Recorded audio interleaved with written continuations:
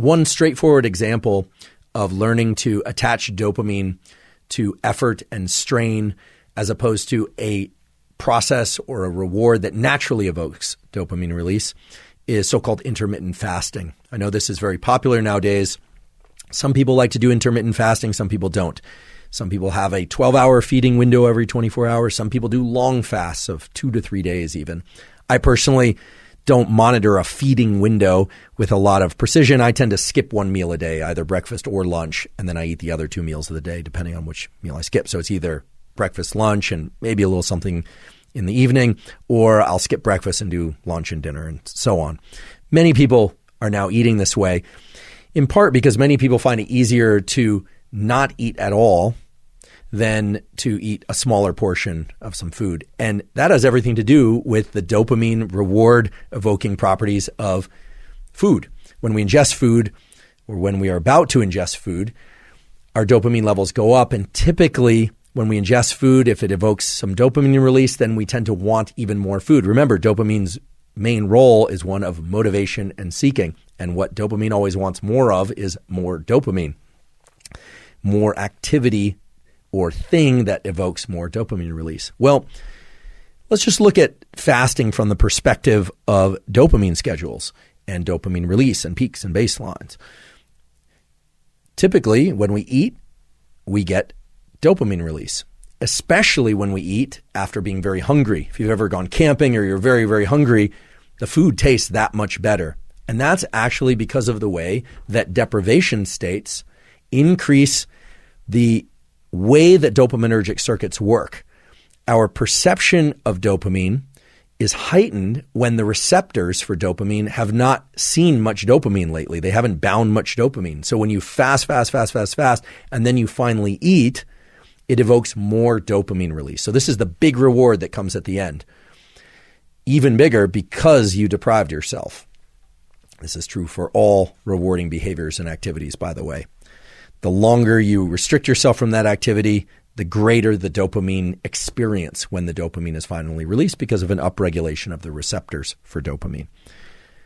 But I just spent 5 minutes or more telling you that you should avoid too much reward at the end, and you should actually focus on the dopamine that you can consciously evoke from the deprivation, strain, and effort. And in fact, this is what happens for many people that start doing fasting and take a liking to it. Many people say that their state of mind when they fast is clearer, that they actually start to enjoy the period of fasting. In fact, some people start pushing out their eating window or skipping entire days of eating more and more in order to get deeper into that state of mind where surely it's not just dopamine, but dopamine is released. They will track their clock. Oh, I've been fasting 12 hours, 16 hours, etc. They are starting to attach dopamine release or create dopamine release from the deprivation, not from the food reward itself. And this, I think, makes it an interesting practice, and one that certainly has been practiced for centuries in different cultures and different religions, of deliberately restricting food, not just to increase the rewarding properties of food itself, but also to increase the rewarding properties of deprivation. And I should emphasize that a lot of the subjective aspects of the knowledge of the benefits of fasting serve as reinforcing dopamine amplifying aspects to fasting. Meaning, if somebody does intermittent fasting and they are deep into their fast and they're telling themselves, oh, my blood lipid profiles are probably improving and my glucose management is probably improving, my insulin sensitivity is going up and I'm going to live longer. All these things that have some basis from animal studies and some basis or not from human studies. It's all kind of still an emerging literature, but it does seem to be pointing in that direction, that fasting can encourage things like autophagy, the engulfment of dead cells and things of that sort. Well, as people tell themselves these things, they are enhancing the rewarding properties of the behavior of fasting. And so this is a salient example of where knowledge of knowledge can actually help us change these deep primitive circuits related to dopamine. And this illustrates how the forebrain, which carries knowledge and carries interpretation and rational thought, can be used to shape the very circuits that are involved in generating reward for what would otherwise just be kind of primitive behaviors, hardwired behaviors. And that's the beauty of these dopamine circuits. And that's the beauty of dopamine. It's not just attached to the more primitive behaviors of food, sex, heat, etc.